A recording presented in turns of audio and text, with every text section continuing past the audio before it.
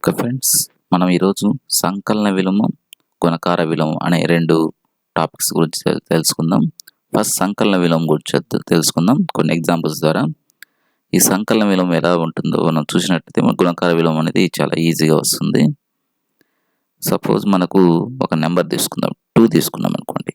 ఈ 2 యొక్క సంకలన విలోమం ఏమవుతుందంటే -2 అవుతుంది. ఒకవేళ మనము -2 తీసుకున్నాం అనుకోండి, దీని యొక్క సంకలన విలోమం ఏమవుతుంది?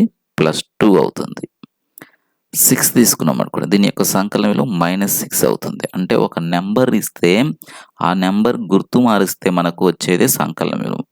నెంబర్ కానీ భిన్నం కానీ ఏదైనా. సపోజ్ మనము 6/2 తీసుకున్నాం అనుకో, దీని యొక్క సంకలన విలువ ఏమవుతుంది? -6/2 అవుతుంది. 8 తీసుకున్నాం అనుకోండి, దాని యొక్క సంకలన విలువ -8 అవుతుంది. ఒకవేళ -4 తీసుకున్నామండి, దీని యొక్క సంకలన విలువ +4 అవుతుంది. ఇది -4 కాబట్టి దాని వ్యతిరేకంగా -4 తీసుకున్నాం.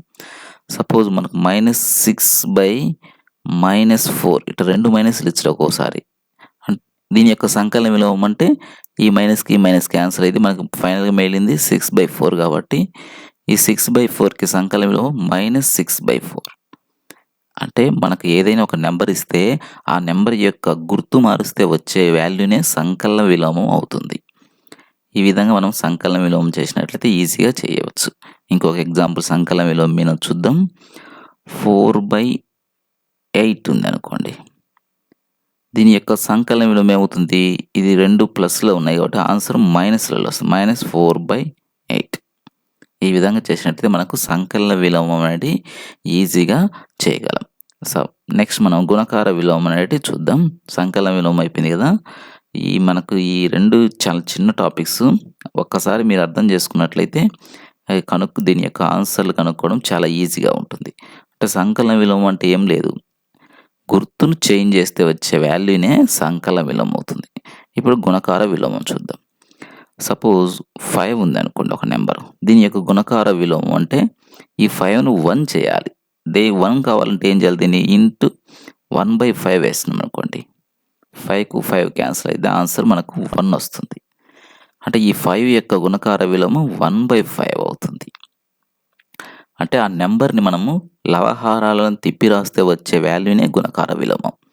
సపోజ్ మనకు ఇంకొక ఎగ్జాంపుల్ తీసుకుందాం. 8 ఉంది అనుకోండి, దీని యొక్క గుణకార విలోమం ఏమవుతుంది? 1/8 అవుతుంది. 6 తీసుకుంటే దాని యొక్క గుణకార విలోమం 1/6 అవుతుంది. ఒకవేళ 1/4 తీసుకున్నాం అనుకో, దాని యొక్క గుణకార విలోమం 4 అవుతుంది. ఎందుకంటే లవహారాలు తిప్పి రాస్తాయి.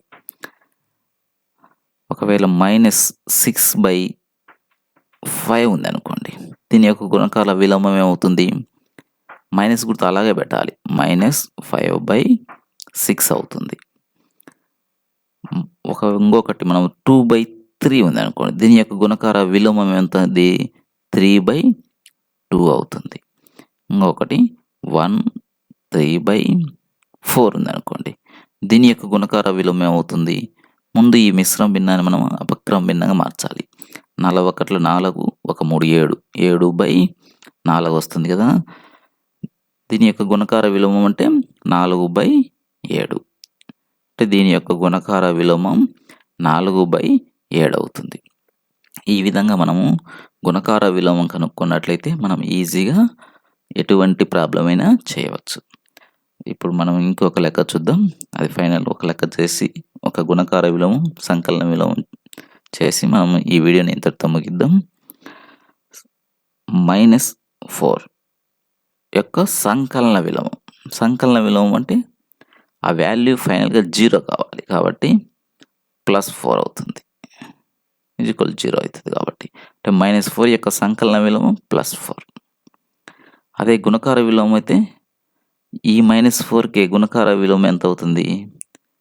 ఇంటూ 1/-4 చేస్తే ఆన్సర్ వస్తుంది. అంటే 4కు 4 క్యాన్సిల్ అయితే 1 మిగులుతుంది కాబట్టి. అంటే ఈ -4 యొక్క గుణకార విలోమం -1/4.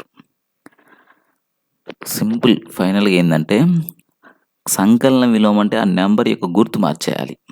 అదే గుణకార విలోమం అంటే లవహారాలను తిప్పి రాయడం. లవ స్థానంలో హారము, హారం స్థానంలో లవం రాసి సేమ్ గుర్తు అలాగే ఉంచినట్లయితే అది గుణకార విలోమం అవుతుంది.